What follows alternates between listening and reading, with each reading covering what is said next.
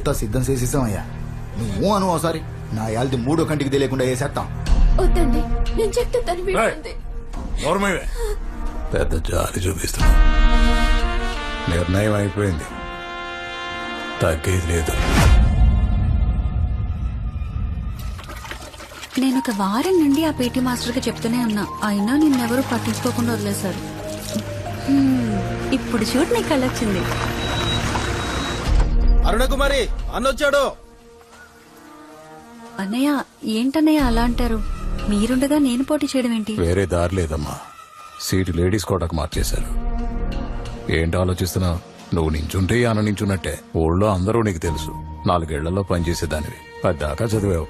నించు, పర్లేదు. నేను పని చేయట్లేదు, వాళ్ళకి సహాయపడుతున్నాను. కరెక్టే, అదే నీకు ఓటుగా మారుతుంది. నువ్వే నించు. ఈ అన్న నించున్నా గెలుస్తాడు. కానీ ఇది చిన్న పంచాయతీ ఎలక్షన్, తర్వాత పెద్ద ఎలక్షన్స్ వస్తున్నాయి. అందులో నించోవాలని నా కోరిక.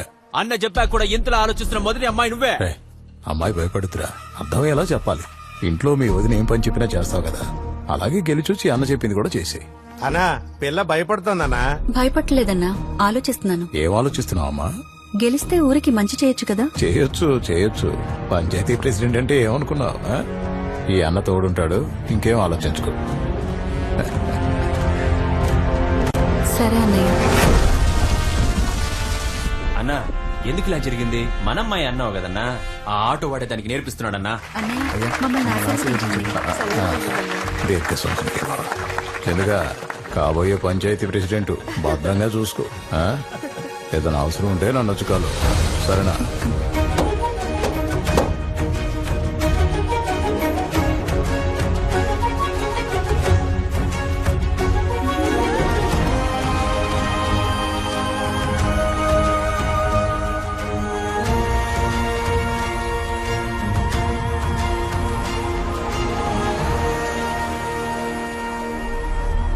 నువ్వు సరే అనయ్యా, దాన్ని భూమి మీద లేకుండా చేసేస్తాం. కత్తితో పొడిసి 4 విధాలుగా చంపొచ్చు. 1 పొడవుగానే ఎట్నే సచ్చేది. 2 4 రోజులు గిలగిల్లాడుతూ చచ్చిపోయేదయ్యా. 3 జీవితాంతం శవంలా పడుకోబెట్టేదయ్యా. 4 మీ కసి తీరా చంపేదయ్యా. ఎలక్ట్రిసిటీ ఫండ్ శాంక్షన్ అయింది. ఇలాగే అన్నిటికీ శాంక్షన్ చేయించుకుని మన ఊరినే మార్చేద్దాం.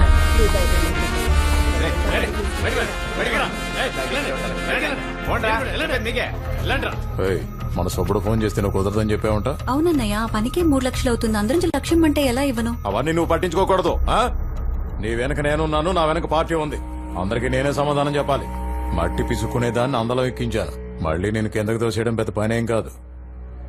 అవును, కరెంటు తీగలు కొనమని 3 లక్షలు శాంక్షన్ అయిందంటగా. అందులో 1 మన ఆఫీస్ నుంచి మళ్ళేసి వస్తాడు, వాడికి ఇచ్చే. ఇంకా ఇంట్లో మీ వదినకో 50 ఇచ్చే, మిగతా చూసుకోమా. మిగిలిన 1,50,000తో ఏం చేయగలమన్నా? చెయ్యాలి, చేసి తీరాలి. కావాలంటే నువ్వు 5-10 ఉంచుకో, మిగతా వాడితో సరిపెట్టేసి. ఏంటన్నా ఈ అమ్మాయి నీ ఉప్పు తిని నీకే ఎదురు చెప్తోంది? మన అమ్మాయిరా, నీకు ఇంకేమైనా కావాలంటే చెప్పమ్మా, వెంటనే ఇచ్చేస్తాను. నాకు కరెంటే కావాలి. అది నా దగ్గర లేదే, నీ దగ్గర ఉందరా? లేదన్నా. లేదన్నా.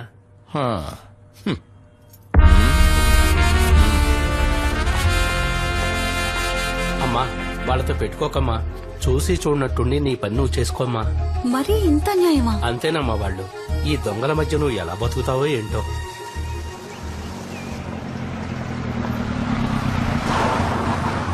మీకు అర్థమైందమ్మా? కలెక్టర్ గారు నమస్తే అమ్మా. నమస్తే సార్. ఏమయ్యా, మిమ్మల్ని ప్రెసిడెంట్ బాగా చూసుకుంటుందా? అవునయ్యా, బాగా చూసుకుంటుంది, చాలా బాగా చూసుకుంటుంది. మీ తర్వాత ఆవిడ్నే కలెక్టర్ చేసేయండి. కలెక్టర్ అవ్వాలంటే ఐఏఎస్ పాస్ అవ్వాలయ్యా. ఏమ్మా, ఇప్పుడు ఎన్నో నెల? 8th sir. ఎందుకమ్మా అంత స్ట్రెయిన్ అవుతున్నావు? కొంచెం రెస్ట్ తీసుకోవచ్చు కదా. పర్వాలేదు సార్, ఆ రోడ్డు విషయం ఈ వారం అయిపోతుందని చెప్పారు. అది శాంక్షన్ అయింది. మీ ఊరికి మొత్తం 13 లక్షలు. సంతోషమేనా? అది ఇదిగోమ్మా. చాలా థ్యాంక్స్ సార్. సార్, మాది పెదపాడు. మా ఊరికి రోడ్డు. అయ్యా, పెదపాడుకి పోయిన సంవత్సరమే 5 లక్షల రూపాయలు గవర్నమెంట్ శాంక్షన్ చేసింది. రోడ్లు కూడా వేసామని చెప్పారు. ఒరే తిమింగలం, మొత్తం మింగేశావా? ఎవరా తిమింగలం? అతను వాళ్ళ ఊరి పంచాయతీ ప్రెసిడెంట్ సార్. ఏంటి అరుణ్ కుమార్ ఇలా చేసావు? నేను చెప్పింది చెప్పినట్టు చేసుకుంటూ వెళ్ళాలి కదా. అన్నయ్య, రోడ్డు వేయడానికి 15 లక్షలు ఖర్చు అవుతుంది, కానీ 13 శాంక్షన్ అయ్యాయి. అందులో 5 లక్షలు అడిగితే ఎలా? ఊళ్ళో అందరూ నన్ను నమ్ముతున్నారు, వాళ్ళని నేను మోసం చేయలేను. ఓయ్, ఏంటి పొగరుగా మాట్లాడుతున్నావు? మా కాంట్రాక్టర్ వదిలేసి వేరే వాళ్ళకి పనిచ్చావంట. మీ కాంట్రాక్టర్ పెద్ద మోసగాడని తెలిసింది. ఏయ్, అది తెలుసడానికి నువ్వెవరు? ఏంట్రా ఎక్కువ మాట్లాడుతున్నావ్? ఏయ్, మా మీదకే చేయలేపుతున్నావా? మాతో పెట్టుకోకు, పిసికేస్తా గొంతునేమో. ఊరుకోండ్రా. చూడమ్మా, అన్నయ్య చెప్పింది విను. ఇంకా చాలా పనులున్నాయి. రోడ్లు, లైట్లు, చదువులు అన్నింట్లో సంపాదించుకోవచ్చు. అవును, నీ మొగుడు కిరాయి ఆటో కదా నడిపేది? అది మన వెంకట్రావు ఆటో కదా? అవునన్నా. నేను చెప్పాను అనుకో, ఆటో ఉండదు, ఆదాయం ఉండదు, ఎలా తింటారు? అందుకే అందరం కలిసి పంచుకొని తిందాం. ఈ రాజకీయాల్లో న్యాయంగా ఉండడం తప్పమ్మా. అన్నయ్య, న్యాయంగా ఉండడం తప్పైతే ఆ తప్పును నేను మళ్ళీ మళ్ళీ చేస్తాను. తిండికి లేకపోయినా పర్వాలేదు, గంజి నీళ్లు తాగైనా సరే బతికేస్తాం. కానీ మీరు చెప్పినట్టు మాత్రం చేయను. నీకు ఆ రోజే చెప్పాను, నీ వెనక నేను మాత్రమే కాదు చాలా మంది ఉన్నారని. వాళ్ళకి నేనే సమాధానం చెప్పాలి. వెనుకున్న వాళ్ళ గురించి నాకు అనవసరం అన్నా. నా ముందు నాకు నా ఊరుంది. దాన్ని బాగు చేయడానికి మీ వల్ల ఇంత చేయండి, లేదా దయచేసి నాకు అడ్డు చెప్పకండి. అరే ఏందన్నా ఈమె, వెంటనే రాజీనామా చేయించు, లేదంటే పార్టీ నుంచి పీకేసాయి. అన్నయ్య, మీకు దండం పెడతాను. మన ఊరిని ఈ దేశానికే ఆదర్శంగా చేయొచ్చు. నాకు అడ్డు చెప్పకండి. ఇంకొకసారి మీరు అడ్డుపడ్డారో నేను కలెక్టర్ గారికి కంప్లైంట్ చేస్తాను. ఓయ్, అన్ననే ఎదిరిస్తున్నావు. నీకు ప్రాణం అంటే అసలు లెక్కలేదా? ప్రాణం అంటే లేదు, కానీ ఊరంటే గౌరవం.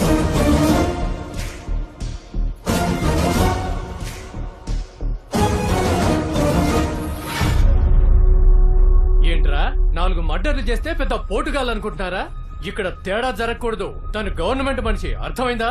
అన్నా, వీళ్ళ మీద నాకు అస్సలు నమ్మకం లేదు. నన్ను అడిగితే ఈ పని మన పక్కూరు కుర్రాలకు అప్పచెప్తే గనక కరెక్ట్ గా చేస్తారు. ఏమంటావన్నా? కాల్ చేయండి. నేను బాగా ఆలోచించాను. ఇంకెలా చంపినా సరే నా కసి తీరదు. తగలండి అంటా. ఏమండి, ఇంకో వారంలో రోడ్లు వేయటం మొదలు పెట్టాలి. లేకపోతే వర్షాలు పడతాయి, తర్వాత కష్టమైపోతుంది.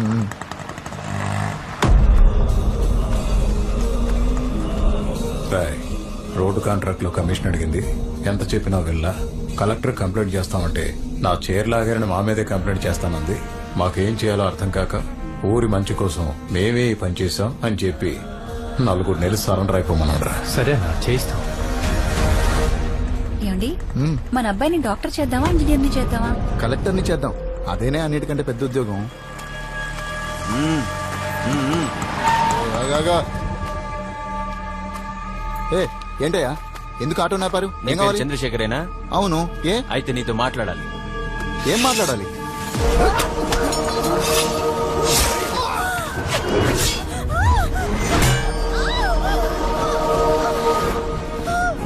ఎంత పొగరే నీకు?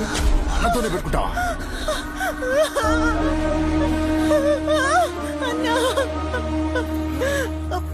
బిడ్డన్నా, అన్నా, బిడ్డన్నా.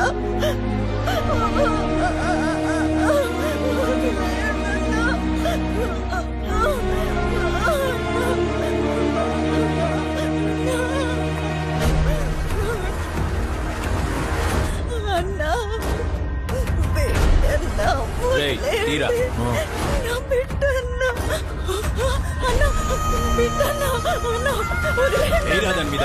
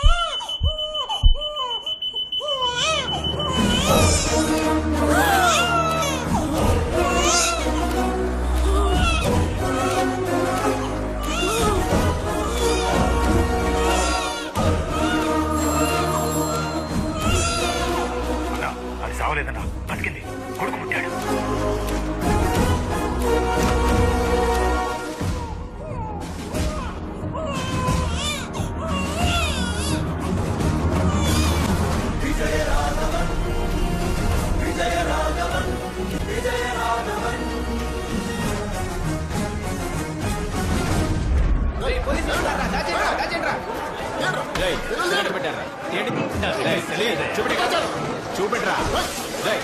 ఇటు చూడు. తీరా. ఎక్కడ దాచారు?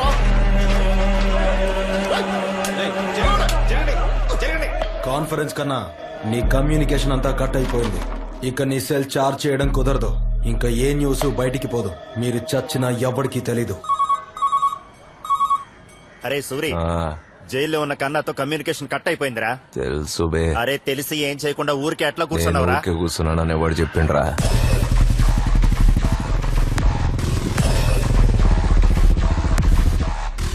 రై కిట్టి తెచ్చావా? నైఫ్ మరి కట్టర్? అన్నా ఈ పని చేస్తే నన్ను సూరన్న గ్యాంగ్ లో చేసుకుంటారులే. ఇది చాలా పెద్ద మ్యాటర్. మంచిగా చేస్తే ఏర్చుకుంటా. అట్లే అన్నా. అదిగో సూర్య వచ్చిండు.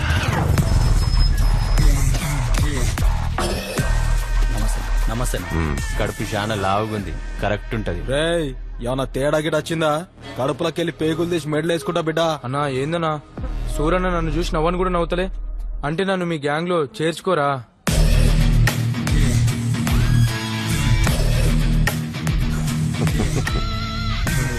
ఏడు నుంచి పట్టుకొచ్చిర్రా ఈ పోట్లి గాని. అమీర్పేట హాస్టల్ పోరాడు సూరి మన కాదర్ బాయ్ పంపించిండు. రే చేయగానే మూడొచ్చినట్టు ఎక్స్ప్రెషన్ ఇస్తున్నాయింద్రా. చిన్న కటింగ్ ఏరా, ఓడ్చుకో. భయపడకరా, మెడికల్ కాలేజ్ పోరగాన్లే, మంచి కోస్తారులే. ఎలేవే. అయిపోయింది కొంచెం అయిపోయింది. రాయ్ ఏదో ఒక లొల్లి పెట్టుకొని జైలుకు వాళ్ళే చూసుకుంటారు. మొహం చూపించాలంటే సిగ్గుగా ఉందా?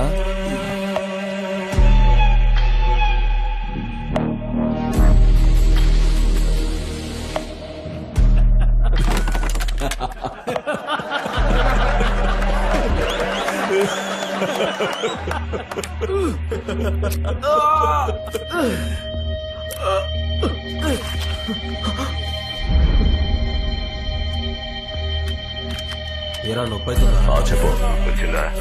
వచ్చింది. రాయ్ కక్కుస్ కడగమన్నారు. కడగనంటే కుర్రాళ్ళు కొట్టారని చెప్పి వెళ్ళి మళ్ళీ కుట్లేయించుకోపో. అన్నా నన్ను చూస్తే నేను దెబ్బలు తిన్నా లెక్కున్నానా?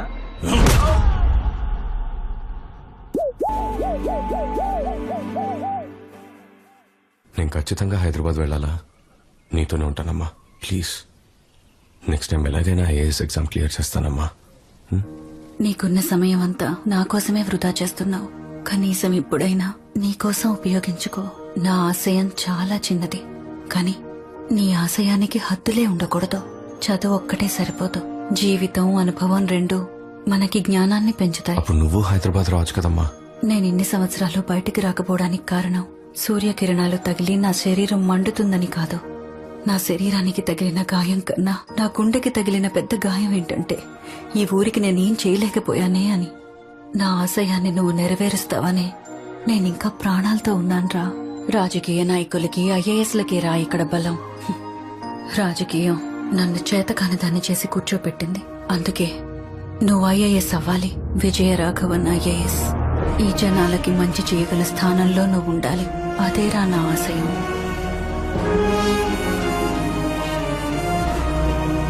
నువ్వేరా నా ఆయుధం. నా ఆశయాన్ని నెరవేర్చి నన్ను బయటికి తీసుకెళ్ళు. అప్పుడు కోటి సూర్యకిరణాలు కూడా ఏం చేయలేవు. నువ్వు ఈ అమ్మ చేయి పట్టుకున్నప్పుడు తీసుకెళ్ళు.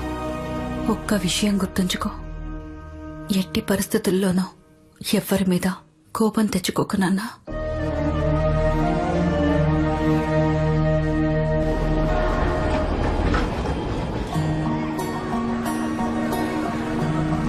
ఏం సార్ 3000 చేతిలో పట్టుకొని ఇండిపెండెంట్ హౌస్ కోసం జూబ్లీ హిల్స్ లో తిరుగుతున్నారు. అక్కడ ఎలా దొరుకుతుంది? ఇట్లాంటి చోటే దొరుకుతుంది. ఇక్కడ బ్రోకర్లు ఎక్కువ. వాళ్ళ చేతుల్లో పడితే నీ పని పానీపూరే. కళ్ళజోడు కాలేజీ పాప కాలేజీ పోతున్నది. నన్ను బ్రోకర్ బాబు అంటారు. నా పేరు అలాగే ఫీడ్ చేసుకో. రేయ్ ఇంకా ఖాళీ చేయలేదురా నువ్వు? నమస్తే అన్న. ఈ రూమ్ ఓకేనేమో చూసుకో. అన్నా 2 వారాలు ఆగండి అన్న, మొత్తం ఇచ్చేస్తాను. ఇంకా పైసలు రాలేదన్నా. రేయ్ ఎలాస్టిక్ ఏందిరా లాగుతున్నావా? చాలా కష్టంగా గడుస్తుందన్నా. లాక్డౌన్ తర్వాత ఎక్కడికి పోయినా పనులు లేవంటున్నారన్నా. 2 రోజులు ఓపిక పట్టన్నా, ఎట్లయినా తెచ్చేస్తా. వేరే ఇల్లు చూపించండి. అరే కొడిపోచ్చు, 2 రోజులు నీకు టైము. ఈ రూమ్ చూడనా? ఉంది కదా అని మందు తాగుదామని మా నాయనే గోళ్ళెం పెట్టుకుని పోయారు. ఏమనుకుంటాం చూడనా, కిరాయి 3000, టైంకి జీపీ చేసేయాలి. కరెంటు బిల్లు ఎన్ని యూనిట్లు కలిస్తే అంత ఇవ్వాలి. గోడకి ఆల్రెడీ మేకులున్నాయి. ఎక్స్ట్రా కొట్టాలంటే నాకు ఫోన్ చేసి అడగాలి. ఇక 24 hours వాటర్. వేరే రూమ్ చూద్దాం. అన్నా బ్రోకర్ కమిషన్ ఎంత అంటే 1 month రెంట్ ఇవ్వాలి. ఓకే అంటే మాట్లాడదాం. ఓనర్ ఎవరన్నా? నేనే ఓనరు. మరి బ్రోకర్? అది కూడా నేనే.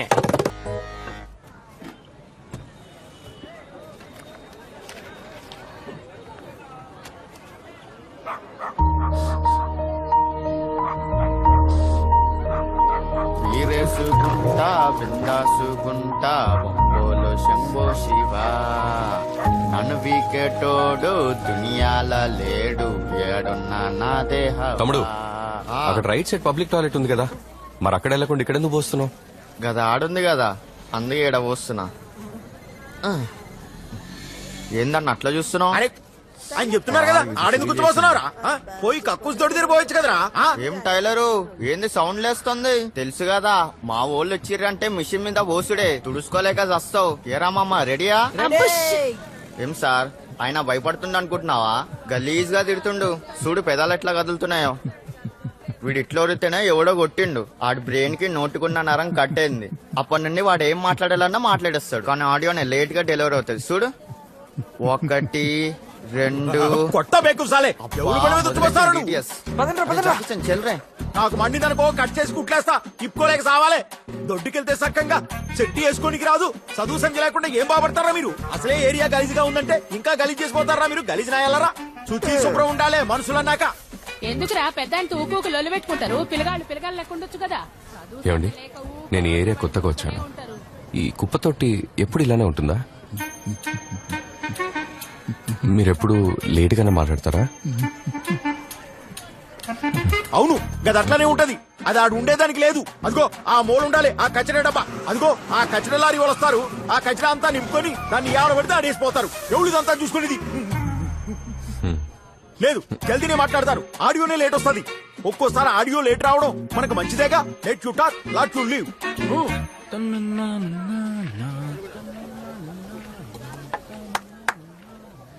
తమ్ముడు సీన్గా ఒరే సీన్గా చెవులకించ గొట్టం తీర సచ్చినోడా పిలుస్తుడు చూడు. ఒక్క నిమిషం. ఏ రౌడీ బేబీ తీసుకో. మీదేస్తావరా నీ నోట్లో ఏంది సార్? ఒక చిన్న హెల్ప్. హెల్పా? ఏంది? నాకది హెల్ప్ నీకది పని. నాకు హెల్ప్ నీకు పని. షార్ట్ ఫిల్మ్ టైటిల్ లా ఉంది. ఈ కుప్పతో యాక్చువల్ అక్కడ ఉండాలి కానీ ఇక్కడ ఉండటం వల్ల స్మెల్ వస్తుంది. కొంచెం క్లీన్ చేయగలవా? ఎన్నిసార్లు పిలవాలరా? ఏం చేస్తున్నావురా ఈడ? వామ్మో ఏంది గట్ల నూనెలో పెట్టిండు సార్? అమ్మ నా పేరు విజయరాఘవన్. నేను ఇక్కడ పైంట్లో దిగాను. ఇక్కడ చాలా స్మెల్ వస్తుంది. యాక్చువల్లీ ఈ చెత్తకుండా ఇక్కడ కాకుండా అక్కడ ఉండాలి. అది కొంచెం క్లీన్ చేయించి బ్లీచింగ్ చేయమని చెప్పాను. కొంచెం మీరు చేయిస్తారా?